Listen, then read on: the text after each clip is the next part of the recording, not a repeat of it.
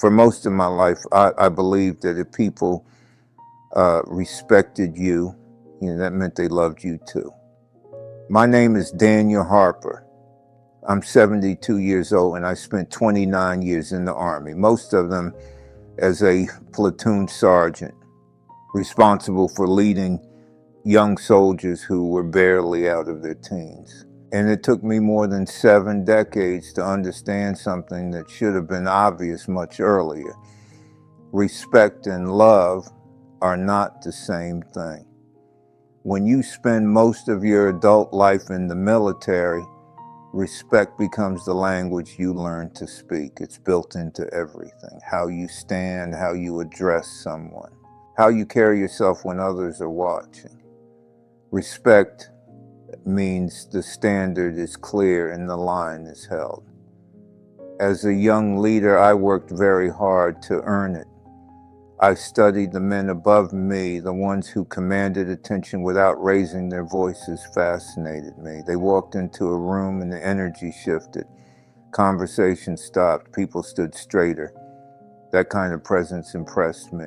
I decided early on that I wanted to be that kind of man. So I built my leadership around discipline and consistency. I didn't shout. I didn't humiliate people, but I held the standard firmly. My soldiers knew exactly what I expected from them, and they knew I would notice when something fell short. Over time, that reputation spread. Younger soldiers listened when I spoke. My peers trusted my judgment. My superiors relied on me when things needed to be steady. I remember thinking quietly to myself that I had figured out the formula.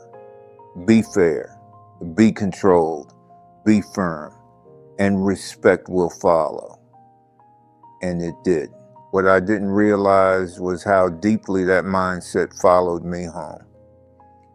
My wife once told me something years ago that I didn't fully understand at the time. She said, well, you know how to lead a room full of soldiers, but sometimes I don't think you know how to just sit with your own family. So at the time, I dismissed it, not harshly, but quietly. I told myself she didn't fully understand the pressure of the job. Responsibility changes how a man thinks. When dozens of people rely on you to be steady, you learn to control your emotions, to stay composed even when things are uncertain. That skill keeps things from falling apart. But what I didn't understand then was that the same control that earns respect in uniform can create distance at home. My children respected me. I have no doubt about that. When I spoke, they listened. When I set a rule, they followed it. Our house was orderly, structured, predictable, and I believed that meant I was doing something right.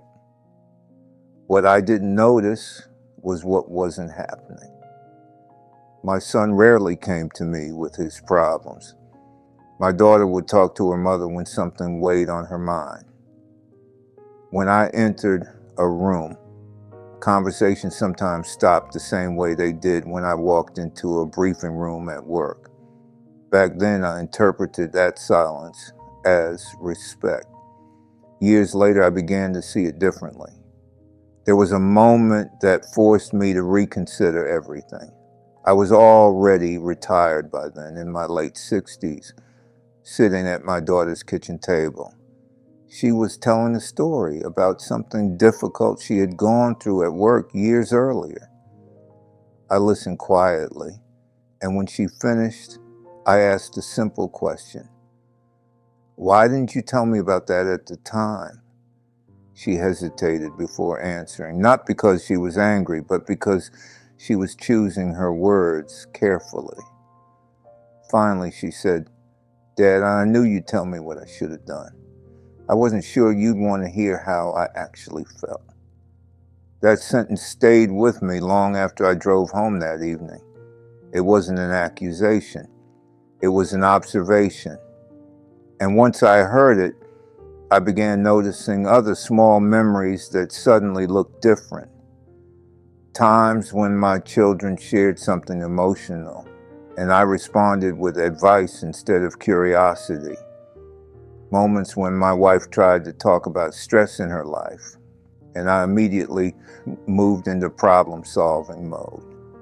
Conversations where I believed I was being helpful, when what they really wanted was presence. In the military, solving the problem quickly is a sign of confidence. At home, it can feel like dismissal. The more I reflected on it, the clearer the pattern became. I built my identity around being steady, dependable, and respected. You know, those qualities served me well for decades, but I had quietly assumed that respect was the same thing as emotional closeness. You know, it isn't. Respect can create distance. It places someone slightly above the conversation. Love, on the other hand, requires stepping down into the conversation, and it requires vulnerability, curiosity, patience with emotions that don't always have clear solutions. Those were skills I had never practiced enough. Looking back now, I can see that my soldiers respected me because I was consistent and fair. They knew what they would get from me every day. And for a leader, that stability matters. But with family, stability is only the beginning.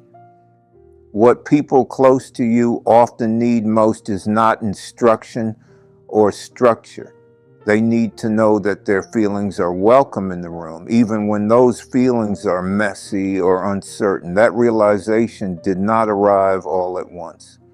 It unfolded slowly in my early 70s during quiet conversations with my children and long evenings with my wife when the house was calm and the pace of life had slowed down. One evening, my son said something that struck me deeply. He told me he always admired how disciplined I was, how reliable. But he also said that when he was younger, he sometimes felt like he had to present the strongest version of himself around me. He didn't want to disappoint the standard. That was never my intention, but intention and impact are not always the same. At 72, I understand something now that I wish I had understood earlier. Respect can make people stand straighter around you. Love allows them to relax. Respect makes people careful with their words. Love makes them honest. Both are valuable, but they are not interchangeable. The good news about aging is that it softens a man if he allows it to. The pressure to perform slowly fades, and what remains are the relationships that outlast every rank and title. I still value discipline. I still believe consistency matters. But I have learned to ask more questions before offering answers. I have learned to sit quietly when someone I care about is sharing something difficult, even if my instinct is to fix it. And I have learned that sometimes the most powerful thing a man can say is simply, "Tell me more."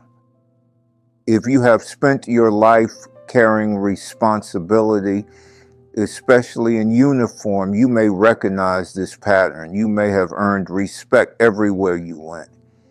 But I hope you also give the people closest to you something deeper.